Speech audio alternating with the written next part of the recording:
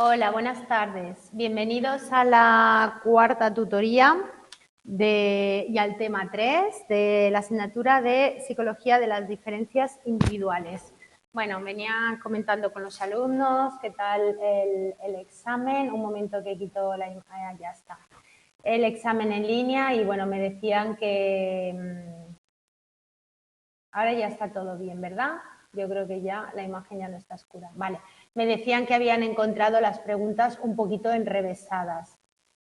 Sí, efectivamente las ponen bastante enrevesadas. Bueno, yo voy a revisar porque he dicho a los compañeros que tenía aquí, espera un momento que voy poniendo el tema. Vale, les decía a los compañeros que tenía aquí que yo tengo muchas preguntas de estas de autoevaluación de otros años impresas que las traeré para que se las reparten y se gestionen entre ellos. Pero voy a mirar porque a lo mejor es muy probable, no lo sé, que a lo mejor las tenga también en algún documento. Es que no sé ni por qué las tengo impresas, la verdad, ya se me olvidan las cosas. Pero si las tengo en documentos, ¿vale?, de estas de autoevaluación de otros años, os las colgaría en el foro, ¿vale?, para que estudiéis por ellas también. Y si no, pues bueno, las traería aquí y os gestionáis, ¿de acuerdo? Y esto por un lado. Por otro, recordaos que os recomiendo que os hagáis de lo del trivial, que si no os habéis hecho ya, que hace el equipo docente, porque van por ahí las preguntas, o sea que son un poquito del estilo, ¿de acuerdo? Bueno, pues dicho esto, ya podemos empezar la clase y el tema que nos toca hoy es marco conceptual de la psicología de las diferencias individuales. Espera que me ordene yo con mis cosas.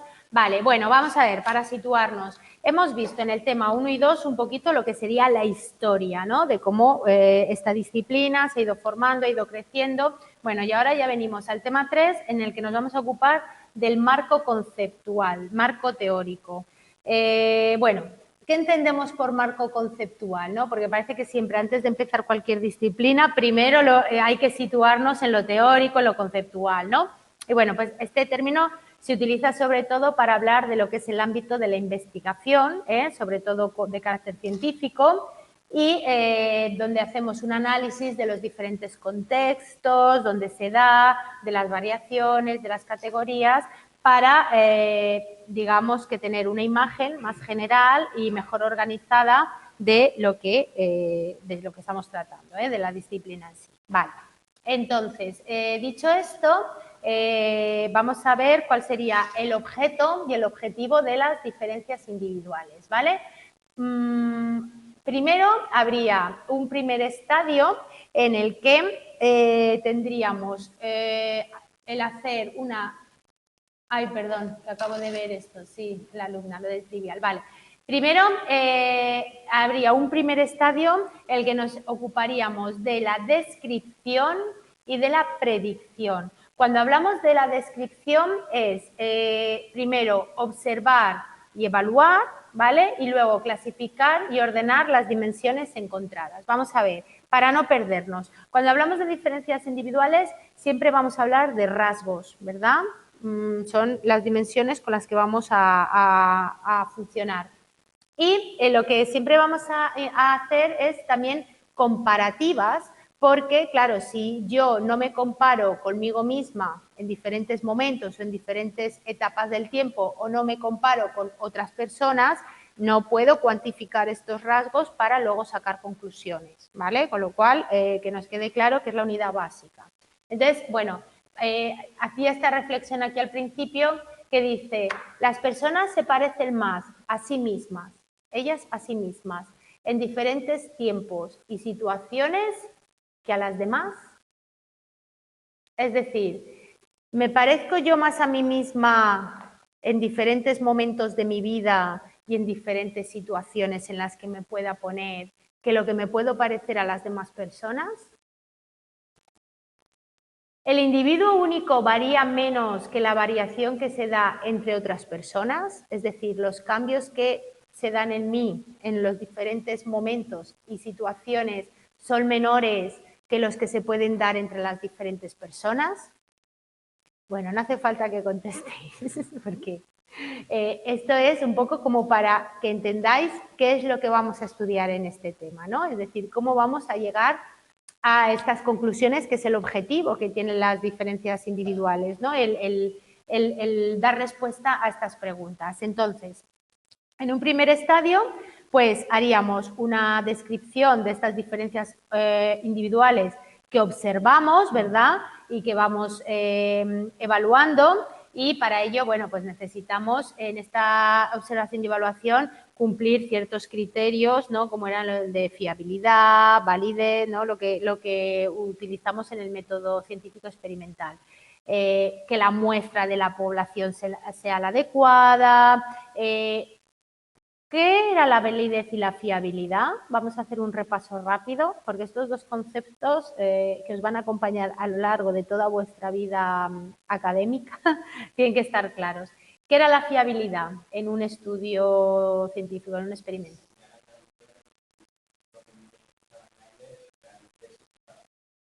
Que se mide con precisión, es decir, que la precisión, ¿no? La exactitud con la que medimos algo. ¿Y la validez?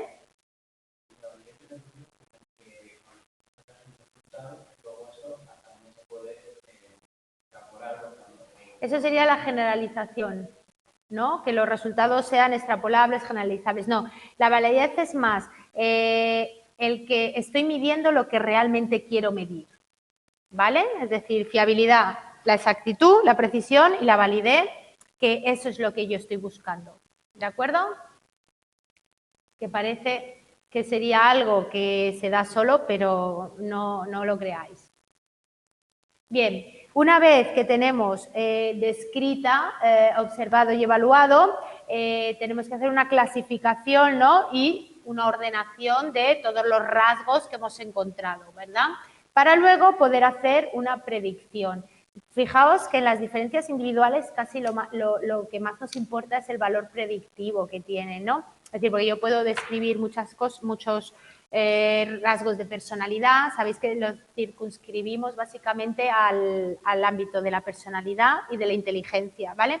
Yo puedo describir muchas cosas, muchos rasgos, pero realmente la descripción a nivel práctico no me vale para mucho, ¿no? Para decir, ah, sí, mira, pues que es verdad, qué neurótica es esta persona, ¿no?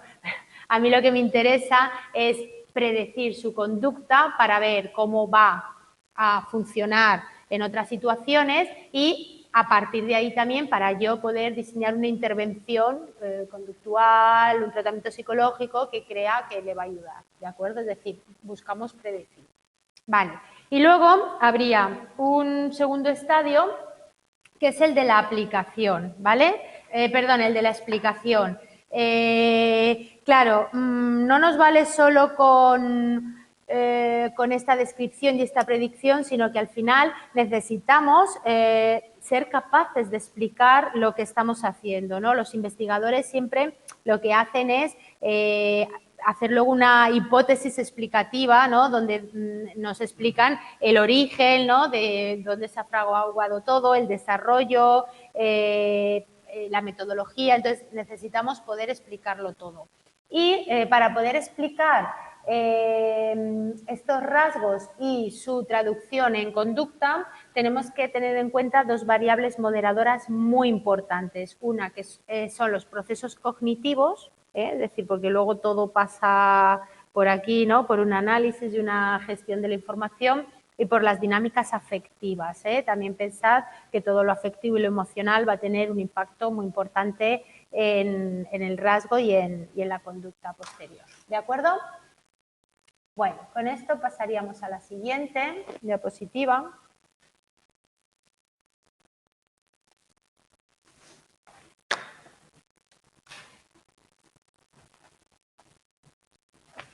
Que tarda un poquito en cargarse, ¿eh? No sé qué le pasa.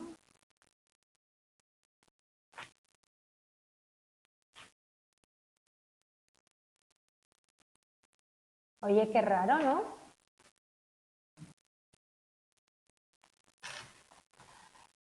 Ay, perdón, que me ha contestado aquí un alumno que sea igual en todas las condiciones. Y ahora no sé a qué se refería. ¿Era la palidez? Ah, vale, pues no era entonces. Vale. Bueno, entonces, vamos ahora a estudiar la variabilidad, las variabilidades objeto de estudio, ¿no? Esta variabilidad que se da entre, vamos a estudiarla a 3 niveles. La variabilidad entre individuos, lo que sería diferencias interindividuales, ¿verdad? Entre diferentes personas. Vamos a estudiar la variabilidad intraindividuo, es decir, la que se da dentro de mí mismo, de la misma persona, y la variabilidad entre grupos o lo que llamamos diferencias intergrupales, ¿vale? Esto se entiende perfectamente, ¿a que sí? Bueno, pues vamos a ir primero a la interindividual, la que se da entre diferentes personas. Y dice, en la aparición de estas diferencias entre individuos se encuentra el efecto combinado de la herencia y el ambiente, ¿vale? Esto lo venimos diciendo todo el rato, ¿no? La interacción entre estos dos. Para que una característica sea objeto de estudio es necesario que cumpla dos condiciones. No todos los rasgos, no todas las características son objetos de estudio, pero es importante a este nivel interindividual, ¿vale? Que presente consistencia transituacional, ¿verdad? Es decir, que se den las mismas en diferentes situaciones y estabilidad temporal y que se repita en el tiempo y que sea psicológica y socialmente relevante. ¿Vale? Y como os venimos diciendo, siempre en la personalidad y en la inteligencia. Vale. La individual o intraindividual, dice, es el estudio del individuo en cuanto a la estructura, organización y dinámica particulares, ¿vale? De sí mismo, de sus características psicológicas, ¿de acuerdo? Es decir, bueno, todo lo que le compete a él mismo. Y se va a estudiar de una manera transversal, es decir, sincrónica, formación y organización pueden cambiar y dando preponderancia de unos rasgos frente a otros. ¿De acuerdo? Esto por un lado, o también se puede hacer de manera longitudinal, es decir, diacrónica en el tiempo, ¿vale? Y bueno, irreversibles porque, bueno, pues una vez que ya ha pasado el tiempo ya no se puede volver atrás. Bien, en cuanto a la variabilidad que hay entre grupos, aquí podemos utilizar grupos naturales, es decir, los que ya vienen hechos porque sí, sin hacer ninguna intervención, ¿no? Como podría ser, por ejemplo, pues por edades, por sexos, por razas, o todos los alumnos de una clase, es decir, bueno, que normalmente son de la misma edad, es decir, grupos ya hechos, o no, y dentro de estos grupos naturales, perdonad, lo intergrupal es diferente a lo interindividual, ¿eh? Es decir, la interpretación errónea de que las diferencias intergrupales es el mismo que da lugar a las diferencias interindividuales, ¿de acuerdo? Es decir, que no tiene nada que ver, son diferentes. Y hay mayor variabilidad entre individuos del mismo grupo que entre grupos, ¿vale? Este concepto también es importante. Bueno, y luego podemos hacer grupos no naturales que los agrupamos por atributos psicológicos de interés, ¿no? Por ejemplo, decimos, bueno, pues por cociente intelectual, ¿no? Vamos buscando un poquito lo que a nosotros nos interese para el estudio, ¿de acuerdo?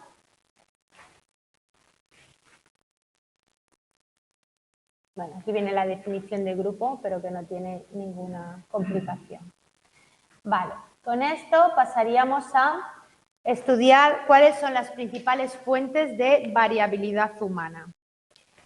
Vale, tenemos que básicamente son la psicológica y la biológica, ¿verdad? Las que nos van a dar los mayores cambios. Bueno, en cuanto a la variabilidad psicológica, que sería el estudio primario de esta disciplina, las diferencias, hablamos de las diferencias existentes en todas las manifestaciones del comportamiento humano.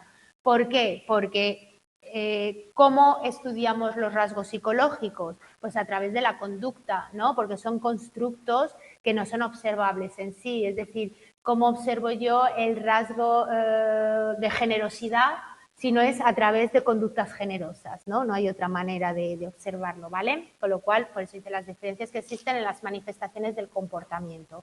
Bueno, hemos hablado del rasgo como unidad fundamental de estudio de esta variabilidad psicológica, ¿verdad? Y también desde un estudio de la dinámica de funcionamiento de estos rasgos, ¿no? Porque también se le presta atención a todos estos procesos de la dinámica intrapsíquica, ¿no? Y a los factores también situacionales. Bueno,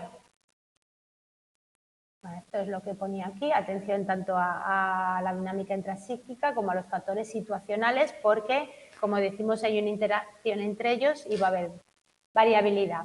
Vale, cuando hablamos de variabilidad biológica nos referimos básicamente a las bases genéticas, ¿no? Como origen de esta variabilidad, lo hablábamos el otro día, ¿no? La carga genética con la que venimos, que ya desde bien pequeños se nos ve que somos diferentes unos de otros, ¿no? Y que ya venimos un poquito con esas características puestas.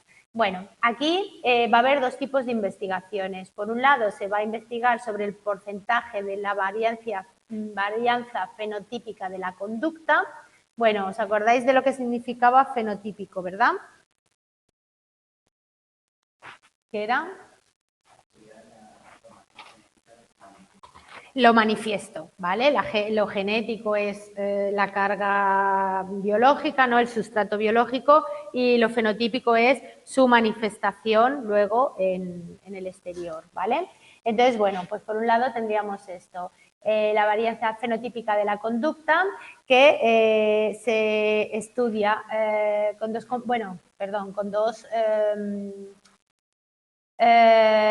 conceptos muy importantes, que son el interaccionismo, ¿verdad?, con el ambiente, y la genética de la conducta, que es cuantitativa, es decir, que indaga las causas de las diferencias individuales tomando como referencia esta varianza fenotípica que va acumulando diferentes rasgos, ¿vale?, y que va sumando unos con otros. Bueno, yo creo que en la actualidad está absolutamente asumido que los genes no fijan la conducta, ¿no?, sino que solo ofrecen la posibilidad de que al reaccionar con el ambiente vayan provocando lo que va a ser el carácter del individuo, ¿de acuerdo? Bueno, luego por otro lado también se investiga en el funcionamiento diferencial de los mecanismos biológicos, ¿verdad? Es decir, dentro de los mismos mecanismos tenemos, por ejemplo, el sistema nervioso, el sistema neuroendocrino, y dentro de ellos también hay un funcionamiento diferente de unas personas a otras, ¿de acuerdo? Bueno, y aquí volvemos un poquito a lo que decíamos en el tema 1, ¿no?, de nature versus nurture, ¿no? Es decir, de naturaleza contra crianza, ¿no? Bueno, pues hoy día sabemos que hay un interaccionismo de los dos, ¿no?, y que no se pueden entender el uno sin el otro. Bueno, por otro lado, también en lo que es la inteligencia hablamos de un modelo de la eficacia neural, ¿eh? Quedaos con este concepto, que dice que las personas más inteligentes presentan correlatos biológicos que muestran mayor eficacia y rapidez mental. Es decir, que mediante pruebas como pueden ser los potenciales evocados, ¿os acordáis, no?, de lo que era esta prueba? Ah, no, se estudia en evaluación psicológica de tercero, no lo habéis visto todavía. ¿O lo visteis en biología de primero? Tú lo viste en evaluación psicológica. Vale, bueno, son pruebas donde según la actividad que tú estás haciendo, pues se va viendo en el cerebro, ¿no?, tiene su correlato se van estimulando unas zonas u otras, ¿de acuerdo? La velocidad de la conducción nerviosa, el nivel de la glucosa cerebral, es decir, que hay pruebas que nos permiten ver de alguna manera cómo hay una mayor rapidez mental o hay una mayor gestión más eficaz en personas más inteligentes, ¿de acuerdo? Entonces eso se llama el modelo de eficacia neural, es decir, que en el sustrato biológico, en la configuración del cerebro, ya lo podemos ver, esta diferencia que hay, ¿verdad? Y bueno, a nivel de personalidad, también en el cerebro se pueden ver estas diferencias, ¿no? Esto, bueno, ya los modelos de Eysenck y Eysenck fundamentan las dimensiones, por ejemplo, extraversión e intraversión, dice que tiene su correlato en un arousal cortical y en el sistema reticular ascendente cerebral. Es decir, ahí ya se va a ver diferencias, depende de si eres una persona que tira más a la extraversión o a la introversión. Lo mismo que el neuroticismo, ¿no? Que va a quedar reflejado en el sistema límbico, ¿de acuerdo? O sea, habitualmente decíamos que las personas neuróticas se les ve también en la amígdala, ¿no? Porque son personas donde el sistema del miedo se activa muy rápidamente, ¿no? El neuroticismo nos da siempre sensación de amenaza, ¿no? Entonces, claro, a nivel neuronal eso también lo podemos ver, ¿de acuerdo? Ejemplo de cómo se estudian las bases fisiológicas de los rasgos de personalidad, ¿de acuerdo? Bueno, somos muy diferentes y estas diferencias también se ven aquí, ¿no? En las bases fisiológicas. Vale, y luego va a haber otro tipo de variabilidad que es la situacional y cultural, ¿vale? Que bueno, volvemos otra vez a ver esta importancia del interaccionismo, ¿no? Con la situación y con todo el contexto, el ambiente, lo cultural. Entonces, bueno, aquí tenemos a una figura importante, un autor, Endler, que nos habla de que hay 3 niveles en función del grado de generalidad y persistencia temporal, ¿vale? Entonces, por una parte, vamos a tener el estímulo, ¿no? Que son los, bueno, pues lo que va a llamar la atención del sujeto, ¿no? Y lo que va a provocar una respuesta en él, ¿verdad? El estímulo, la situación, bueno, no hay mucho que explicar, y el ambiente, que es todo lo que rodea a la situación, ¿no? Y las relaciones que hay entre los distintos elementos de la situación, ¿de acuerdo? Y bueno, y estos tres niveles van a interactuar entre ellos. Luego tenemos otros 2 autores, Tenberg y Derrat, que hablan de niveles en función de las perspectivas teóricas, ¿eh? Entonces ellos van a decir que, bueno, que hay una perspectiva ecológica que enfatiza más los elementos físicos del entorno, una conductual que habla más de los estímulos, ¿no? Que hay en la situación, y una psicológica social donde se tiene más en cuenta por los roles y todo lo que serían los elementos sociales. ¿De acuerdo?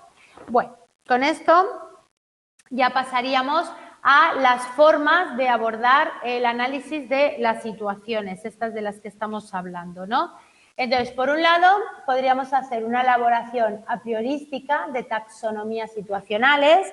Bueno, ya sabéis, esto no es más que hacer una lista de todas las posibles situaciones que se pueden dar, ¿no? Y clasificarlas de la manera más objetiva posible. O caracterización de los contextos concretos donde acontece la conducta, ¿verdad? Es decir, se referirían al sistema ecológico, ¿no? Donde, bueno, la persona esté inmersa y donde actúa, ¿no? Y aquí ya podemos hablar de clima social también, que sería cada ambiente es una personalidad única, ¿verdad? Y un sistema ecológico donde las características estables del hábitat en el que está la persona son responsables de las adaptaciones culturales y biológicas y de las reacciones conductuales o costumbres. Bueno, esto creo mucha letra, mucho parece rollo, pero no es más que, claro, que el ambiente en el que nos desarrollamos, el ambiente del que bebemos, es el que va a conformar buena parte de las diferencias individuales luego en nuestra vida adulta, ¿no? Tanto el ambiente familiar, como el ambiente de la escuela, como el ambiente del barrio, como no es lo mismo criarse en un sistema político con una dictadura o un sistema político con una democracia, es decir, todo ese ambiente, todo este clima va a ir configurando, va a interaccionar todo con todo para ir haciendo seres diferentes, ¿no? Bueno, hay otro autor importante, Berry, que tiene estudios transculturales, ¿no? Sobre, bueno, pues esta diversidad psicológica, ¿no? Y cómo pues influía, ¿no? Y cómo determina finalmente que las características estables y permanentes del hábitat son las responsables de las adaptaciones culturales y biológicas, ¿verdad? Bueno, con esto pasaríamos a una visión comprensiva de las fuentes de variabilidad, ¿no? Es decir, ¿por qué la variabilidad? ¿Cómo entenderla? Entonces, bueno, es importante ver que toda esta variabilidad es una forma no determinista, sino azarosa de entender la causalidad, ¿vale? Es decir, que no es que ya venga todo determinado desde el nacimiento, ¿no? Como se propugnaba anteriormente, sino que, bueno, que es el azar de todas las cosas que van pasando, ¿no? Bueno, para empezar, la genética de alguna manera también es azarosa, ¿no? Porque sabemos que cuando, bueno, pues se produce la unión del espermatozoide con el óvulo, lo siguiente es que empieza a haber una recombinación genética de la carga que traen los dos y ahí puede pasar cualquier cosa, ¿no? Incluso mutaciones o coger pues antepasados antiguos, parte de carga, es decir, que hasta eso de alguna manera tiene un punto de azar, ¿no? Pero bueno, pero luego, aparte, pues eso, todo lo que se va a combinar con todo lo que nos va pasando, ¿no? Y aparte dice, hay que tener en cuenta que en el ser humano hay una propositividad, es decir, que hay una intencionalidad comportamental, ¿vale? Es decir, que en todas las conductas también hay una funcionalidad. Nada ocurre porque sí, ¿no? Es lo que yo digo siempre, que bueno, ninguno somos tontos, ¿no? Y todos hacemos las cosas por algo y todos vamos buscando un beneficio o un propósito, ¿no? Bueno, pues eso también hay que tenerlo en cuenta cuando intentamos hacer estas predicciones de la conducta, ¿no? Que no es solo toda esa diferencia, sino además añádele el propósito que puede tener el individuo, ¿verdad? Bueno, luego dice, tanto desde la teoría general de los sistemas, ¿os acordáis que la vimos el otro día, ¿no? Los sistemas abiertos que interactúan unos con otros, como desde la teoría del procesamiento de la información, la variabilidad del comportamiento es producto de la interacción biopsicosocial, ¿vale? Lo que decimos siempre, biología, psicología y sociedad. Con lo cual, al final hay una autoorganización adaptativa, ¿de acuerdo? Y también nos habla aquí del modelo bioecológico de Ceci y colaboradores de la inteligencia, las diferencias individuales en lo cognitivo debido a múltiples potenciales cognitivos al contexto y al conocimiento, ¿de acuerdo? Bueno, esto bueno, nos dice que al final estos tres tipos de relación, genotipo y ambiente, acaban dando la construcción de un nicho, ¿no? Y donde, bueno, hay una teoría evolutiva, ¿no? De la individualidad de alguna manera, donde primero sería pasiva, ¿no? Es decir, bueno, pues tanto padres como hijos comparten genes y ambientes, ¿no? De una manera pasiva, sin intervenir en ello. Luego vendría la parte activa, ¿no? Cuando la persona que presenta unas ciertas características heredadas, pues busca de forma activa ambientes y situaciones que se adapten, ¿no? a su carga y que le faciliten el desarrollo, o reactiva, ¿no? Cuando el ambiente te hace que respondas de una manera X según tus características, ¿vale? Esto, bueno, a ver si se entiende con un ejemplo. Es decir, lo activo sería, pues, bueno, si mis rasgos son de que soy una persona con inquietudes culturales, que me gusta aprender, que quiero tener estudios, pues lógicamente yo me voy a buscar ambientes y nichos, ¿no? Donde esto se propicie, ¿no? Voy a intentar pues ir a la universidad, voy a intentar estar en nichos culturales donde pues me puedan aportar y lo reactivo sería pues cuando a lo mejor bueno, pues el ambiente me propicia una situación que por mis características pues yo he de reaccionar, ¿no? Vale. Bueno, esto no sé si deciroslo, no, os lo voy a decir más adelante. Voy a pasar a la siguiente. Aquí avanzamos. Bueno, como hemos dicho, vamos sobre todo a enfocarnos en la inteligencia y en la personalidad. Entonces, ¿cuáles son los constructos importantes en la investigación sobre las diferencias individuales? Bueno, pues en la inteligencia se da un enfoque estructural factorial, ¿vale? Es decir, someter la determinación de las principales dimensiones o competencias cognitivas para describir la conducta inteligente, ¿verdad? Porque hemos dicho que la inteligencia bruta no es solo el CI, ¿no? Sino que hay una serie de capacidades que interactúan y que hacen que bueno, pues que tengamos diferentes niveles y diferentes perspectivas de inteligencia. Entonces dice, bueno, en primer lugar, primero se hace una descripción, ¿no? De estos procesos, luego se hace un estudio de los resultados y actualmente se ve que la tendencia a incluir en estos estudios es de la motivación y la emoción, porque está ya más que visto que el estar motivados para una tarea y el tener una emoción positiva hacia esa tarea en el momento también va a hacer que la inteligencia de alguna manera parezca más, ¿no? Y se desarrolle más. Que por cierto, no sé si os lo dije el otro día, que hay estudios ya que dicen que así como la inteligencia venía increciendo durante todo el siglo XX, desde el siglo XXI se ve que está bajando, ¿no? Es decir, bueno, nos estamos atontando un poquito con todo, tanto móvil, tanta red social, tanto GPS y tanto de todo.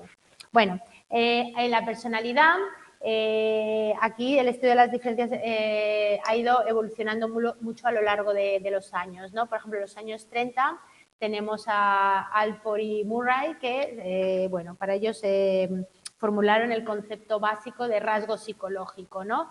En los años 40 y 50 ya aparecen las grandes teorías factorialistas y el acercamiento sociológico. Luego ya vinieron los test de personalidad. En los años 60 hay una crítica a este concepto de rasgo bajo la perspectiva situacionista, ¿verdad?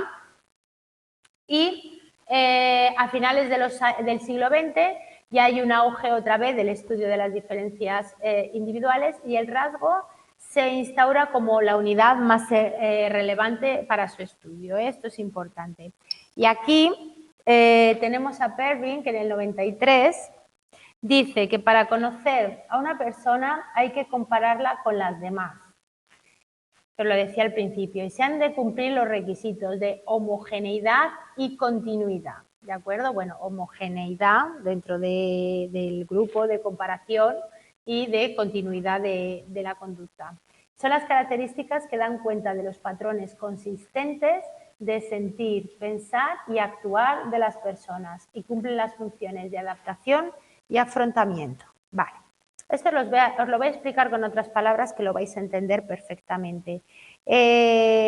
Bueno, se dice, ¿no?, que nosotros vamos conformando el carácter, ¿verdad? Bueno, traemos un temperamento de base, que esto también lo vamos a ver ahora, pero que el carácter se va conformando, ¿no?, a lo largo de la vida con todas nuestras vivencias, las experiencias, etc. Y de hecho que los primeros años de la vida, bueno, ya hasta mientras el cerebro se está desarrollando, son fundamentales por esta interacción, ¿no?, que hay del ambiente con nuestra genética y son los que van a finalmente conformar nuestros rasgos de personalidad, ¿vale? De manera que, bueno, que luego sabemos lo que nos cuesta mover aquello, ¿no?, cuando queremos hacer algún cambio en la personalidad.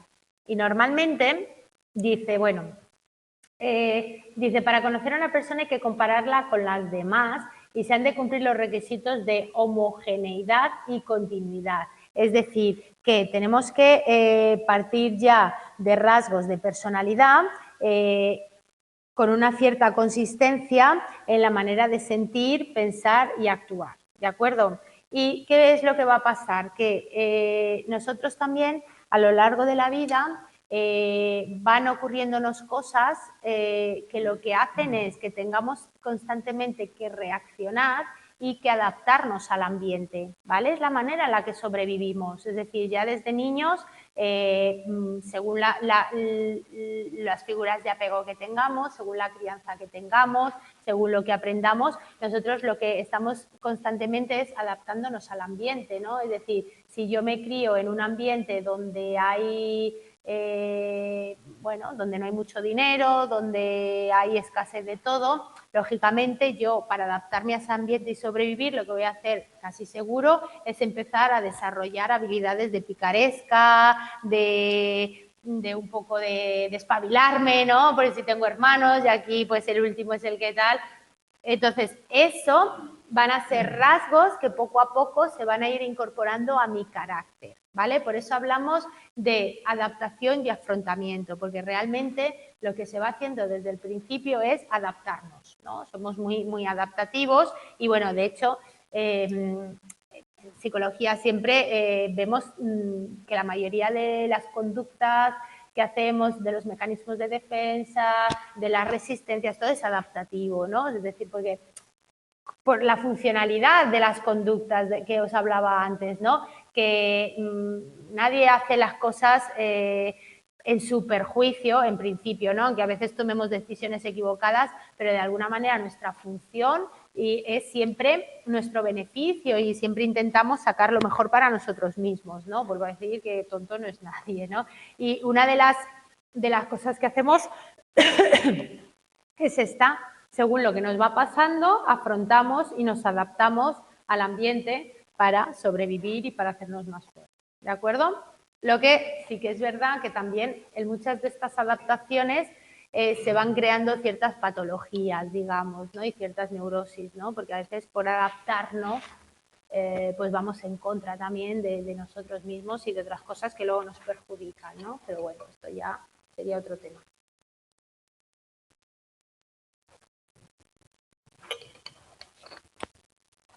Vale, pues pasaríamos ahora a la siguiente, que seguimos en el estudio de la personalidad y otro autor importante es Al Porport, que habla de los sistemas que organizan su ajuste único a su ambiente, ¿vale?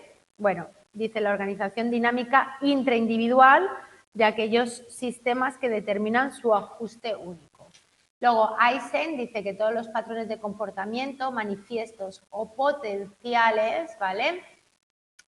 Por herencia y ambiente, están en interacción en estos 4 sectores, ¿no? Niveles: el cognitivo o la inteligencia, el conativo, volitivo, el de la voluntad o el carácter, el afectivo o el del temperamento y el somático o constitución. Bueno, son los nombres que él da, pero ahora para entender mejor esto, vamos a ver lo que serían las diferencias en personalidad entre el temperamento y el carácter, ¿vale? Esto también es importante que lo tengáis claro. Dice, bueno, el temperamento.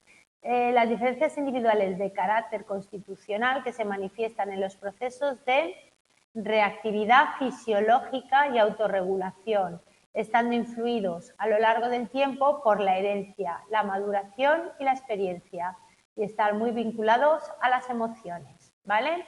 Es decir, que hace referencia a las dimensiones de la personalidad que tienen origen genético y base biológica. El desarrollo temporal es de desarrollo temporal y aparición temprana, ¿vale? Es decir, en resumen, un poquito, pues esto, todo lo que tiene un origen genético, una base biológica, es constante en el tiempo, ¿vale? Y eso, y está muy vinculado a lo emocional también. Vale, y luego el carácter es el que se va adquiriendo con las costumbres, sale de los sentimientos y los ideales, incluso de los valores, ¿no? Que a veces son un pilar. Bueno, valores o también, que lo habréis estudiado, las creencias básicas y nucleares del individuo, ¿no? Esto se estudia mucho en psicología constructivista, ¿verdad? Como, bueno, pues a través de ciertas creencias que tenemos, que hemos ido aprendiendo desde bien pequeños, pues nosotros construimos el mundo y lo vemos de esta manera, ¿no? Y a veces, bueno, pues muchas veces el carácter es tan rígido y cuesta tanto cambiarlo precisamente por eso, porque tengo unas creencias básicas que sin ellas a lo mejor es que ni siquiera sé funcionar, ¿no? Que también siempre decimos en la terapia, cuidado con tocar según qué creencias básicas, porque a lo mejor el estropicio puede ser más grande que el beneficio, ¿no? O si lo hacemos, hay que tener preparado un plan B, ¿no? Donde pueda caer y fabricarse otras, ¿no? Bueno, esto hacen relativamente estables y predecibles las reacciones de un individuo, ¿vale? Es decir, cuando conocemos bien su carácter, ¿verdad? Podemos predecir bastante bien su conducta. Dice, bueno, actualmente está muy relacionado con los valores de cada sociedad y de su sistema educativo, por supuesto, ¿eh? Es decir, es que de la educación que recibimos, tanto en casa como de la sociedad como de la escuela, es donde vamos construyendo nuestro mundo, ¿vale? Bueno, mira, aquí os hago una reseña a la página 126 de estos dos autores, Campbell y Bond, que proponen el desarrollo del carácter estaría en función de los siguientes aspectos. Y me ha parecido interesante tal y como lo tenéis.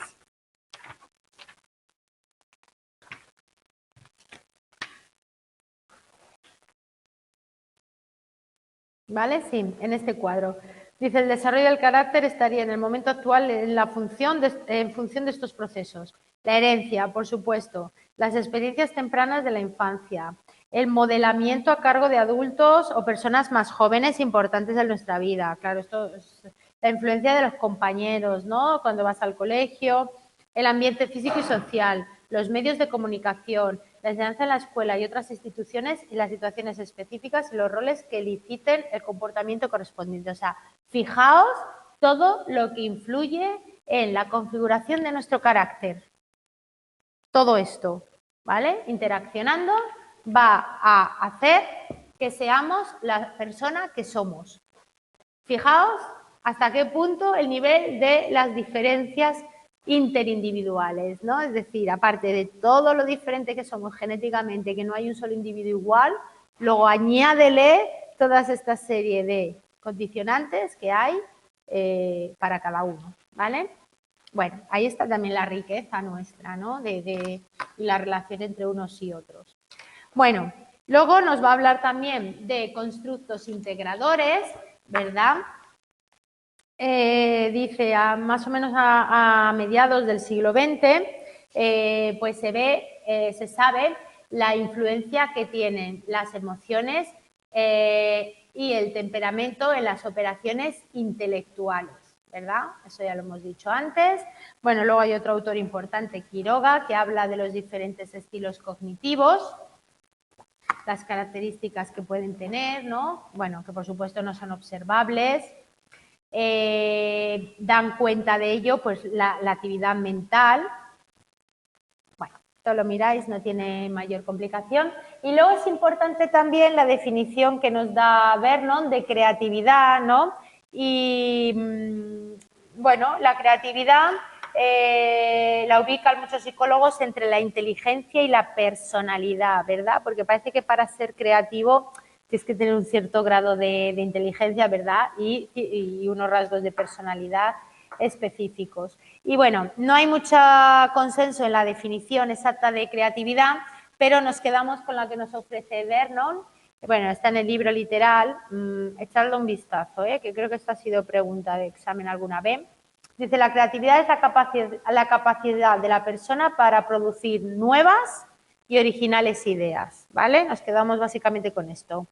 descubrimientos, reestructuraciones, invenciones u objetos artísticos, los cuales son aceptados por los expertos, cuidado, tiene que haber aquí un comité de expertos, ¿vale?, que diga lo que es original y lo que no, como elementos valiosos en el terreno de las ciencias, la tecnología o el arte.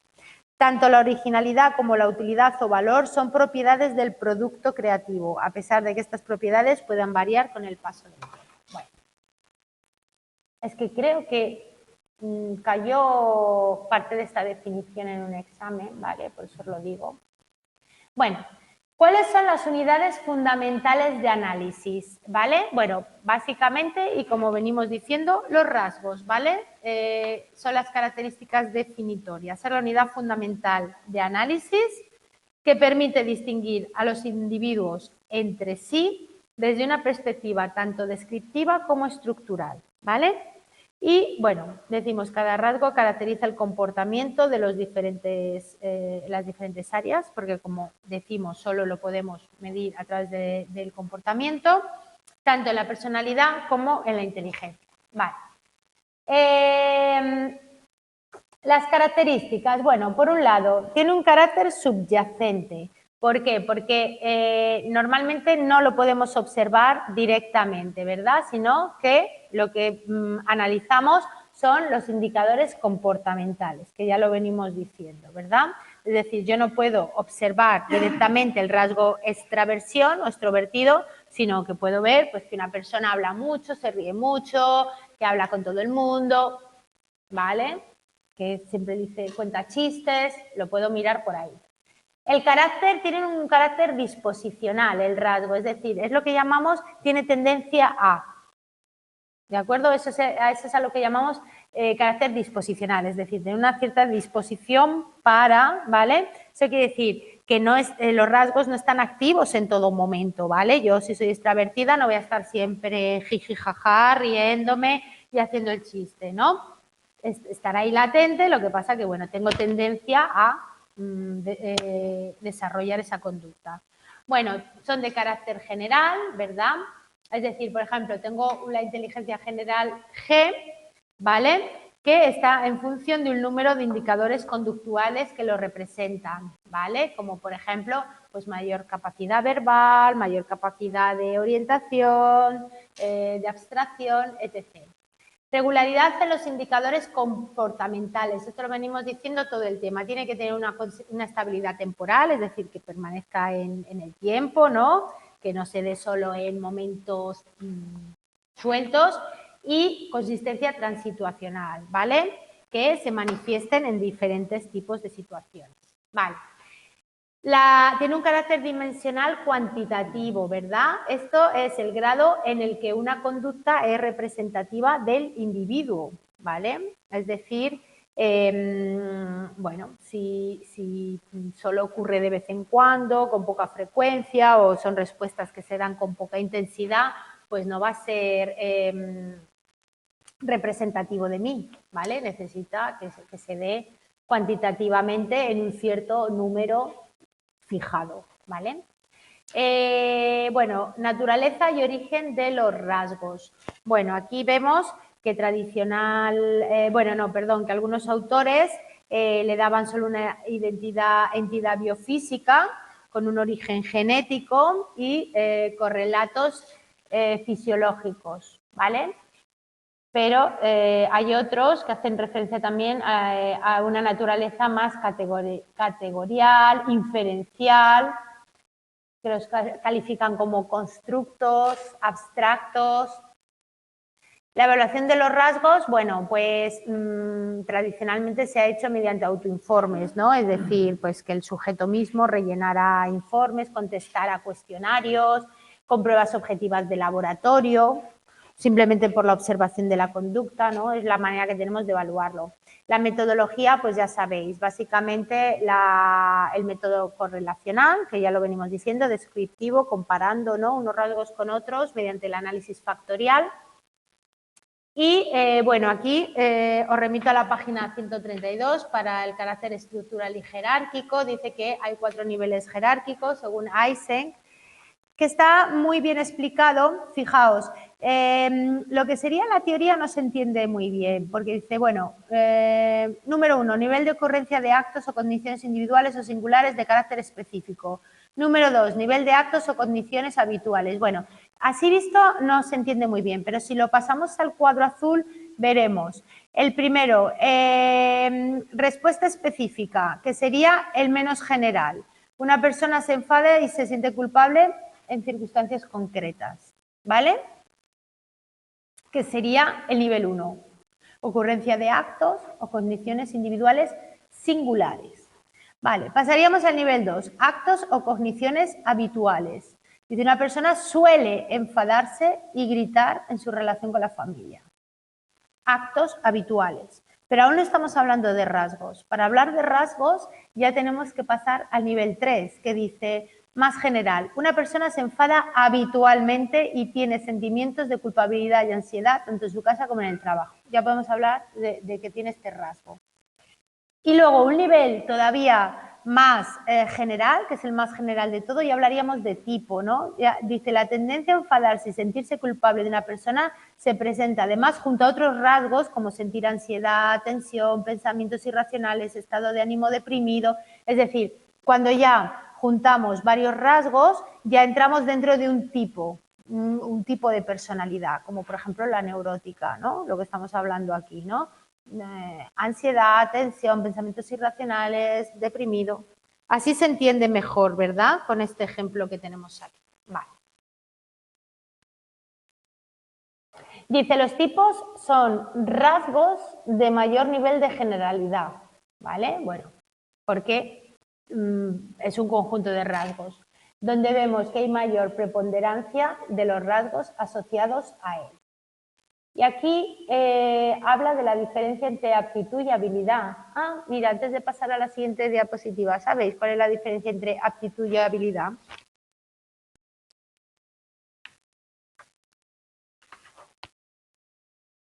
Pues venga, voy a desvelar el misterio. Ah, ¿no? ¿No lo desveló?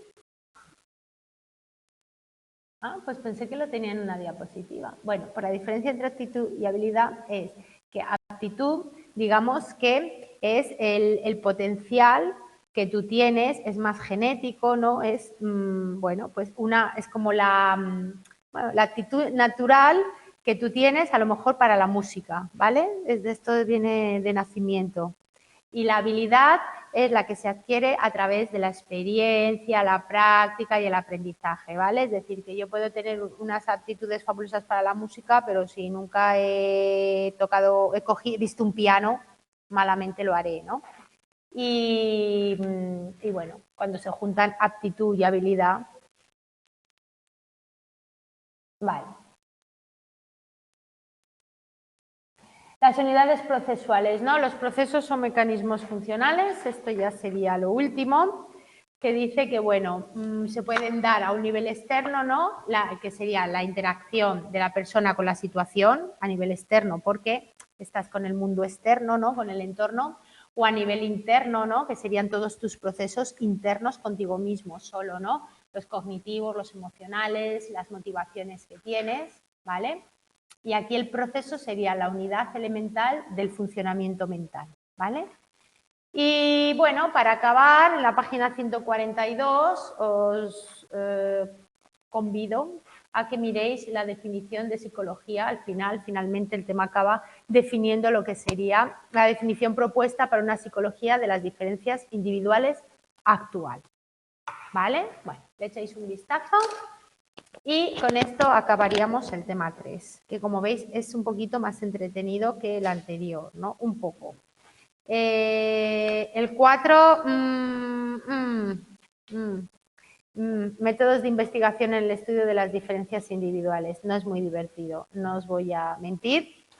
Intentaremos hacerlo lo más ameno que se pueda, pero bueno, ya a partir del 5 ya creo que la cosa se anima. Sí, a partir del 5 ya podemos pasar mejores ratos, ¿vale? Bueno, pues nada, nos vemos el próximo día. El martes que viene. Que paséis buena semana.